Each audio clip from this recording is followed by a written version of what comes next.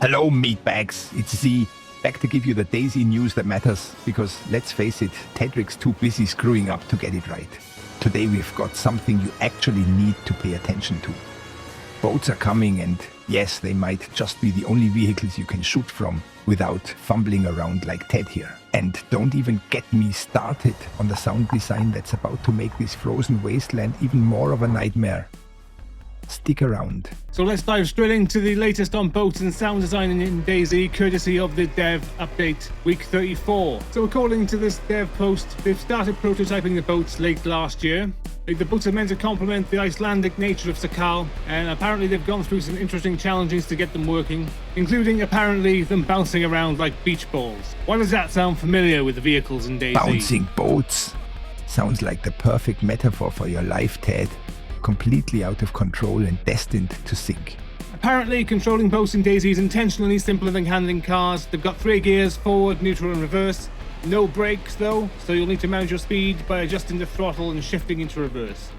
And no, you can't hoard any items on board. Apparently, they're purely for getting across large bodies of water and will have no storage space. Of course, because God forbid you try to hoard something useful, Ted.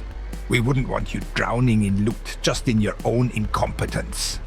Each boat can carry 3 passengers and 1 operator, with unique animations for sitting, dying, and even being dragged out. Damage doesn't immediately affect driving performance, but it accelerates the boat's progression towards a ruined state. Apparently, once this happens, the boat will start to sink slowly, so make sure you're ready to bail. As I suspect, if you don't get out in time, you'll likely be dragged down with the boat. Just like you, Ted. Slowly sinking and completely unaware until it's too late.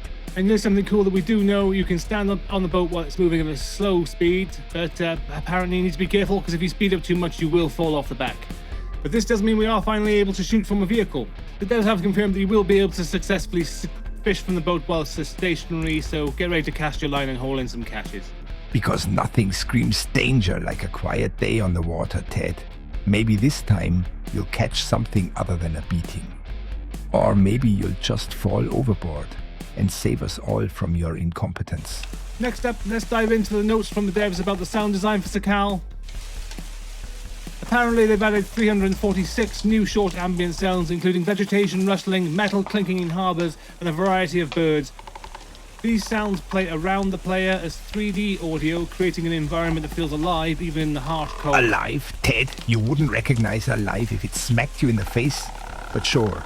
Keep talking about the birds while the real threats sneak up on your sorry ass.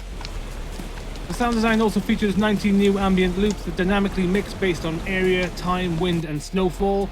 The goal was to make the environment feel somewhat alive while also emphasizing the harshness of the strong winds. It looks like we have these sounds for low, medium and high windstorms, with differing sounds depending on the environment you're in.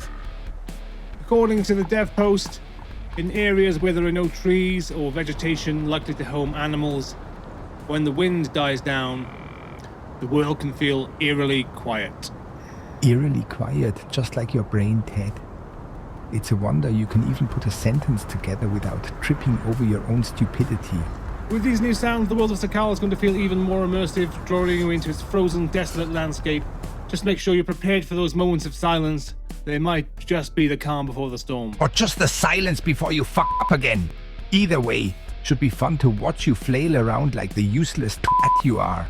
That's all for today, survivors. Make sure to like, subscribe and hit the bell icon so you don't miss any of our future updates. And if you're planning to explore Ulterior, my guide is up and ready. Go check it out. Oh great, more of Tedrick's endless rambling. Like anyone needs your half-assed advice. Hey, at least I'm trying to do something useful, Z. Not just sitting there like a grumpy old... Useful? You? The only thing you're useful for is giving the rest of us a good laugh.